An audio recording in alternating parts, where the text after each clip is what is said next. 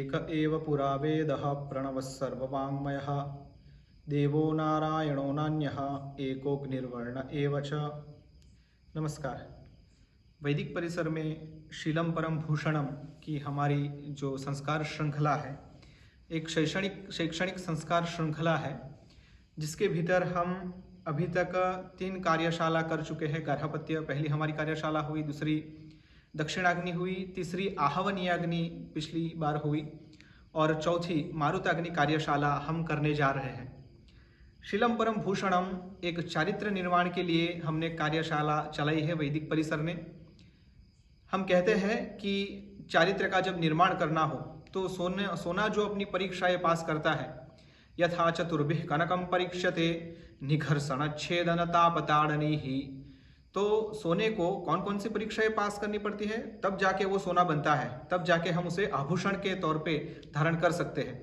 तो सोना जो होता है वो निघर्षण छेदन, सबसे पहले उसका निघर्षण होता है, छेदन होता है, ताप, उसको तपाया जाता है, पिघलाया जाता है और अंततोगत्वा उस पर हथौड़े, छोटी छोटी हथौड़ियाँ उसको लगाई जाती है और तब जाकर वो एक आकार प्राप्त करता है, उसको उसकी ठुकाई होती है और तब जाकर वो सोना आभूषण बन पाता है और तब जाकर हम उसको गले में या तो हाथ में या कहीं भी अपने अंगों पर धारण कर सकते हैं।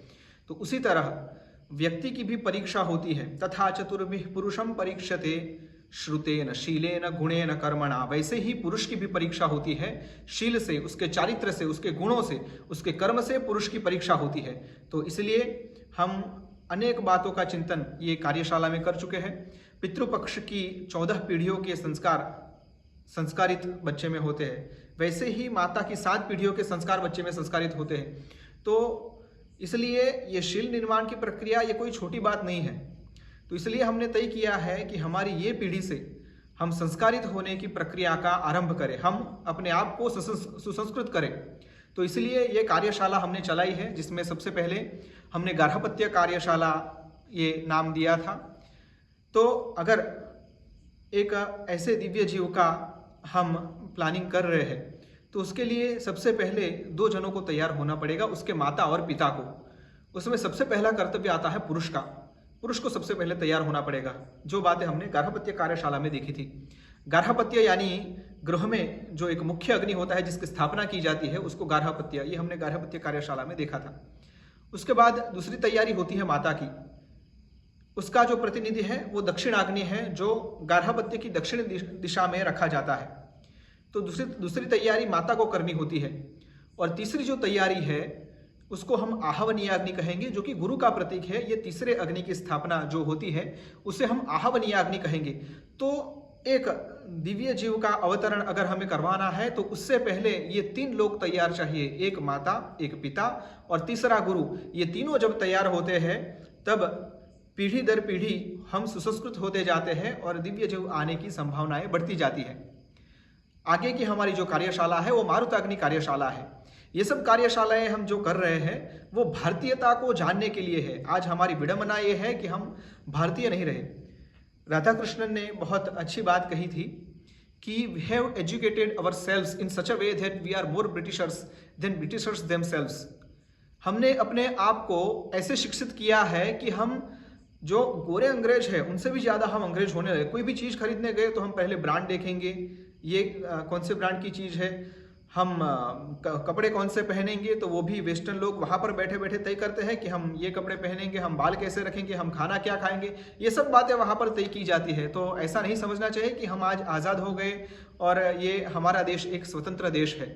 आज भी ये गुलामी है हमारी कि हमारा जो अभ्यासक्रम है, हमारी जो जीवन पद्धति है वो पूरी की पूरी वेस्टर्न वर्ल्ड को फॉलो करती है। इसलिए ये भारतीयता के लिए एक भारतीय जीवन पद्धति वो जीने के लिए शीलम परम भूषणम की श्रृंखला वैदिक परिसर ने चलाई है। तो चौथी हमारी कार्यशाला है मारुताग्नि कार्यशाला। अभी ये 3 लोग तैयार हो गए, माता तैयार हो गई, पिता तैयार हो गए और गुरु तैयार हो गए, तब जाके गर्भाधान होता है।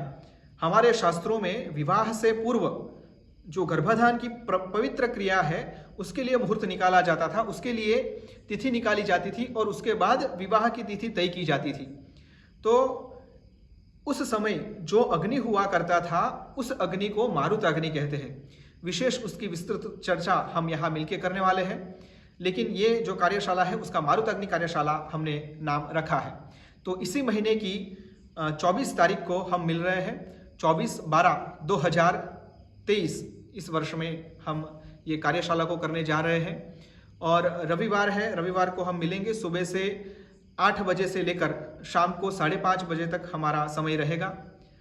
पूर्व जो हम आए थे उनको पता ही है कि हमें कौन कौन सी चीज़ों का ध्यान रखना है। जो भी अभिभावक या तो जो भी कपल नए आने वाले हैं उनको ये बात का ध्यान रखना है कि मोबाइल जो भी हम लाते हैं वो यहाँ पर हम पूरे दिन जमा करवा के रखते हैं।